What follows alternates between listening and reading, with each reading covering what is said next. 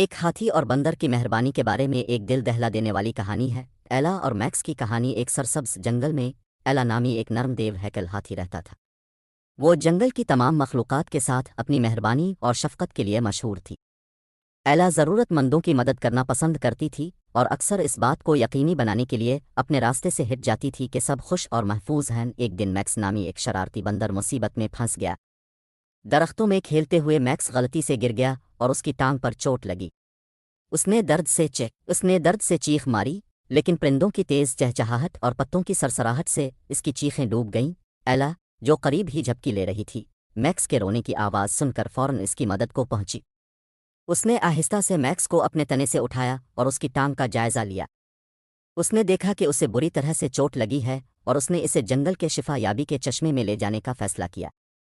جب وہ چل رہے تھے، ایلا نے میکس کو جنگل اور اس کے راز کی کہانیاں سنائیں۔ اس کی تکلیف سے توجہ ہٹانے کی کوشش کی۔ میکس ایلا کی مہربانی سے حیران ہوا، اور جب وہ شفا یابی کے چشمے تک پہنچے تو اس کی مدد کے لیے شکر گزار محسوس کیا۔ ایلا نے نرمی سے میکس کو گرم پانی میں رکھا۔ موسم بہار کا جادوئی پانی میکس کی ٹانگ کو ٹھیک کرنے لگا اور وہ جلد ہی بہتر محسوس کرنے لگا۔ میکس ایلا کی مہربانی سے اتنا متاثر ہوا کہ اس نے اسے کسی دن واپس کرنے کا وعدہ کیا۔ ایلا نے مسکرا کر کہا، تمہیں مجھے ادا کرنے کی ضرورت نہیں ہے میکس، صرف دوسروں کے ساتھ مہربان ہونے کا وعدہ کرو اور ہم ہمیشہ دوست رہیں گے۔ اور اس دن سے وہ اور ایلا لازم و ملزوم دوست بن گئے۔ وہ ایک ساتھ بہت سے مہم جوئی میں گئے، جنگل کی سیر کی اور ضرورت مندوں کی مدد کی۔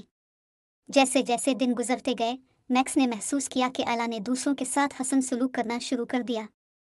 جنگل میں دیگر مخلوقات اور جلد ہی پورا جنگل مہربانی اور ہمدردی سے بھر گیا۔ کہانی مہربانی متعدی ہوتی ہے، اور جب ہم دوسروں کی مدد کرتے ہیں تو یہ نیکی کی لہر پیدا کرتی ہے جو پوری کمیونٹی میں پھیل جاتی ہے۔ ایلا کی مہربانی نے میکس کو مہربان ہونے کی ترغیب دی اور جلد ہی پورا جنگل محبت اور شفقت سے بھر گیا۔ مجھے امید ہے کہ آپ کے بچے اس کہانی سے لطف اندوز ہوں گے۔